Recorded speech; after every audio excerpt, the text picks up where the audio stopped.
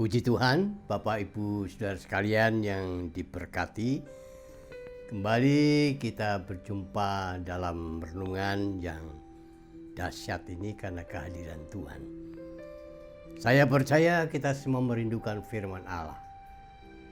Inilah kesempatan yang terbaik bagi kita sekalian. Namun mari kita doa dulu, mohon berkat Tuhan. Bapa yang baik, kembali kami merendahkan diri bersama-sama di hadirat-Mu Tuhan. Kami rindu akan suara-Mu. Biar hari ini Tuhan firman-Mu memberikan kekuatan, memberikan jawaban, memberikan teguran, nasihat bagi setiap kami yang hadir. Supaya kami dipulihkan kembali kepada jalan Tuhan. Dikuatkan kembali supaya Engkau dipermuliakan lewat kehidupan kami. Berfirmanlah Tuhan. Dalam nama Yesus kami ucap syukur. Amin. Nah, Bapak Ibu yang berbahagia, hari ini kembali kita akan menikmati kebenaran firman Tuhan. Yang pasti firman Tuhan itu tidak pernah gagal. Karena firman Tuhan itu Allah sendiri. Dan hari ini kita akan bicara soal racun yang mematikan.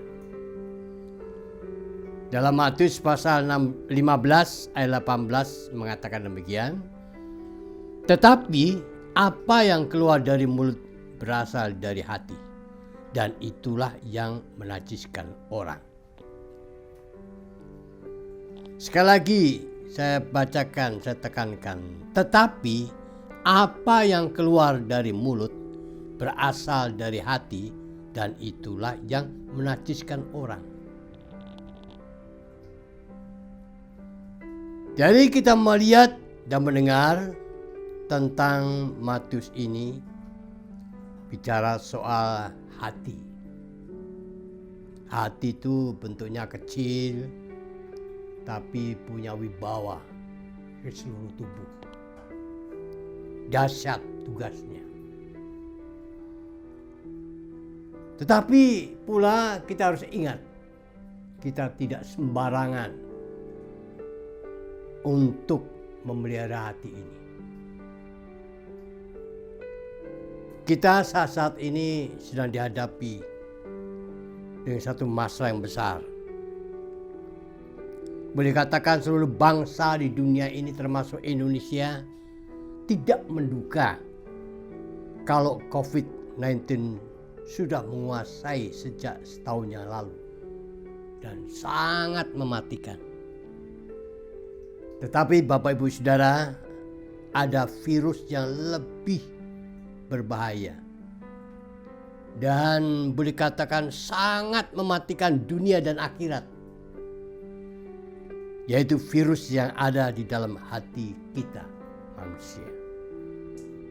Apa itu virus isinya dalam hati kita? Yang pertama iri hati. Iri hati. Semua orang pasti pernah melakukan soal iri hati. Iri hati itu perasaan kurang senang melihat orang lain beruntung. Melihat orang lain diberkati. Melihat orang lain sukses. Melihat orang lain goal dalam usaha, dalam karya, dalam pekerjaan, dan lain sebagainya. Mungkin tetangga kita, mungkin keluarga, famili kita. Nah, itulah menimbulkan iri hati kehidupan seseorang. Salomo dalam tulisannya Amsal 14 ayat 30. Di sana dia mengatakan hati yang tenang menyegarkan tubuh.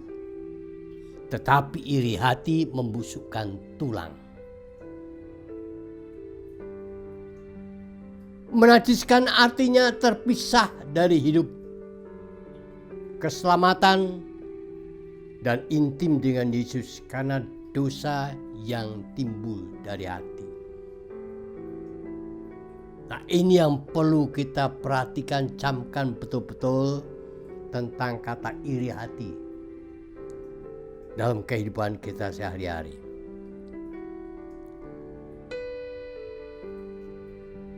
Intelek, emosional, keinginan, kemauan, semua pikiran, perasaan, perkataan, dan perbuatan itu semua terkendali dalam iri hati. Dijauhkan kiranya Bapak, Ibu, Saudara, dan saya. Karena itu sikap hidup yang tidak disukai oleh siapapun. Paulus menasihatkan dan berkata, barang siapa melakukan hal-hal yang demikian, ia tidak akan mendapat bagian dalam kerajaan Allah. Itu ada dalam Galatia pasal 5 ayat 21b. Jadi sikap-sikap seperti inilah iri hati. Paulus nasihati hendaknya dibuang. Jangan dimiliki. Jangan dikuasai.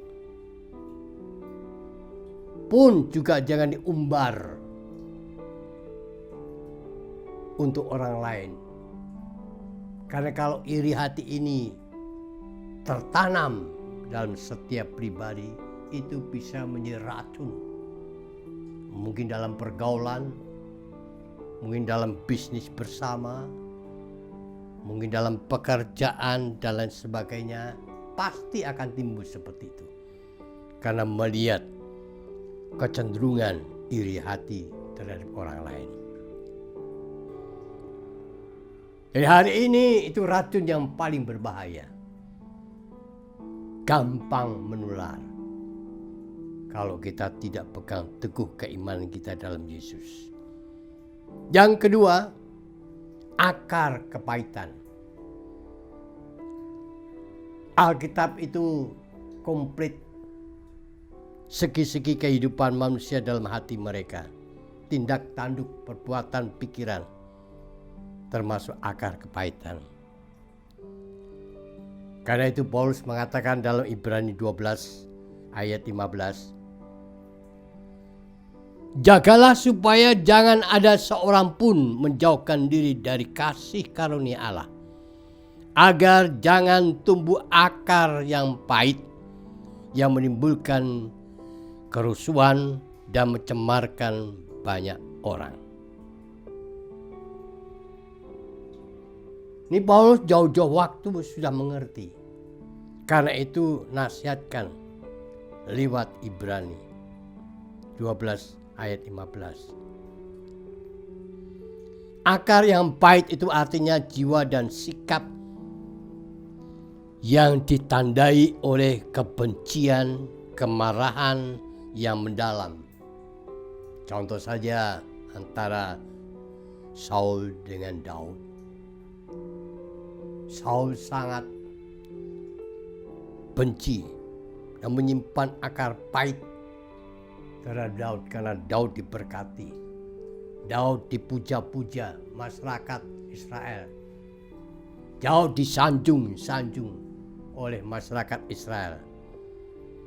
Tapi Saul sebagai raja tidak mengalami seperti itu.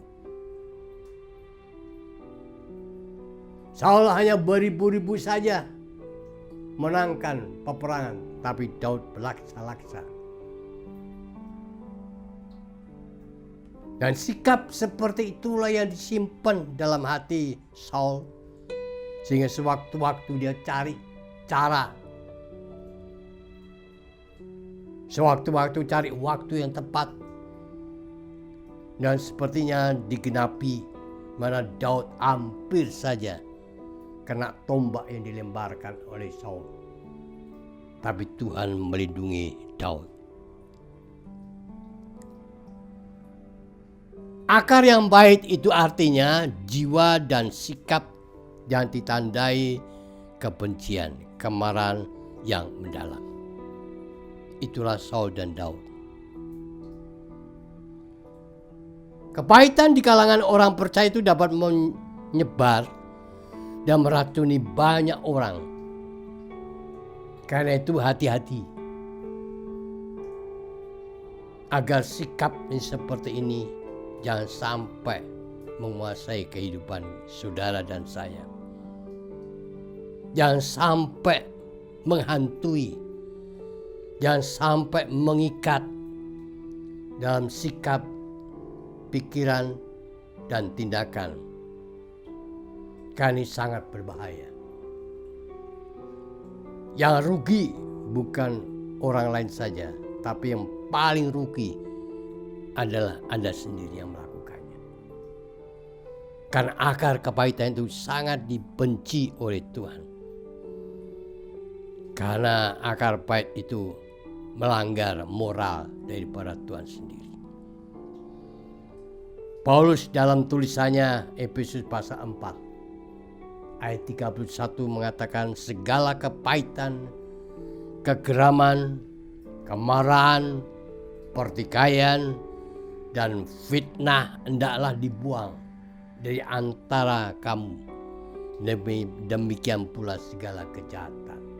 Ini nasihat yang perlu pegang teguh, yang perlu dengar dan perhatikan dengan seksama. Supaya akar kepahitan ini jangan sampai menjadi penghalang dalam berkat Tuhan turun.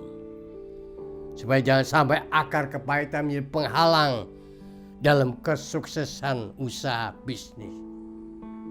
Jangan sampai akar kepahitan ini menghambat kasih karunia Tuhan dan terlebih keselamatan buat Bapak, Ibu, Saudara. Buanglah semua itu. Gak ada artinya. Taruhlah Roh Kudus menguasai tubuh jiwa roh kita ini. Dan yang ketiga, racun yang mematikan adalah perzinahan. 10 hukum dalam Ulangan pasal 5 maupun Keluaran 20 itu perzinahan hukum yang ke-7. Hukum yang ke-7. Dan ini yang dilanggar oleh Daud pula. Daud melanggar 5 hukum di antara 10 hukum itu. Mulai dari perzinahan, membunuh, menfitnah, memiliki barang orang lain. 5 hukum dilanggar. Karena perzinahan itu dosa yang sangat keji dan melanggar hukum moral Allah. Ini yang paling tidak disenangi oleh Tuhan. Dilawan oleh Tuhan. Karena akan membawa akibat yang hebat. Seperti contohnya Daud itu sendiri. Dan apa yang ditabur oleh Daud, maka dia juga menuainya. Soal perzinahan ini. Dan itu telah digenapi dalam 4 peristiwa. Kematian anaknya dengan Batseba. Kematian pembunuhan atas Amnon. Kemudian Absalom. Dan terakhir kematian Adonia. Ini akibat daripada apa yang ditabur oleh Daud, perzinahan. Sebetulnya soal perzinahan bisa juga arti rohani, artinya dalam pikiran sebelum berbuat maupun dalam tindakan. Itu kalau dibentangkan buah banyak, panjang. Tapi jelas 3 racun ini sangat berbahagia. Iri hati, akar kepahitan, dan perzinahan. Mari hari ini saya bukan menuduh saudara, Bapak, Ibu. Tetapi kalau ada yang menguasai ketiga atau satu di antaranya ini, mari engkau minta ampun kepada Tuhan. Minta Roh Kudus menguasainya. minta darah Kristus menyucikannya. Supaya keimanan kekristenan kita ini betul-betul berkenan. Hati kita murni di hadapan Tuhan. Karena itu Salomo mengatakan, Amsal 4 ayat 23, jagalah hatimu dengan segala kewaspadaan, karena dari situlah terpancar kehidupan. Jaga hati. Kalau kita bisa menjaga hati, sungguhnya berkat Allah akan melimpah. Paulus mengatakan, saudara-saudaraku yang kekasih, kamu senantiasa taat, karena itu tetaplah kerjakan keselamatanmu dan takut dan gentar. Kalau mau keselamatan menjadi milikmu dunia akhirat, buanglah racun-racun itu yang tidak berguna. Silakan Roh Kudus masuk menguasai hati, dan Tuhan akan pulihkan segala-galanya, bahkan memberkati hari ini. Tuhan berkati, salam bahagia akan kebenaran firman hari ini. Mari kita tunduk kepala mengucap syukur. Bapa yang baik, terima kasih buat lawatan-Mu. Engkau yang dapat menilai hati-hati masing-masing kami dimanapun kami berada. Engkau juga akan memulihkan hati-hati kami. Bersihkan dari segala racun yang menguasai kehidupan hari ke hari. Gantikan dengan kebenaran firman-Mu, supaya kehidupan kami layak di hati Allah dan layak pula di hati sesama. Sempurnakanlah Tuhan firman hari ini dengan kuasa hadirat-Mu. Terpuji nama-Mu, dalam nama Yesus kami berdoa. Amin.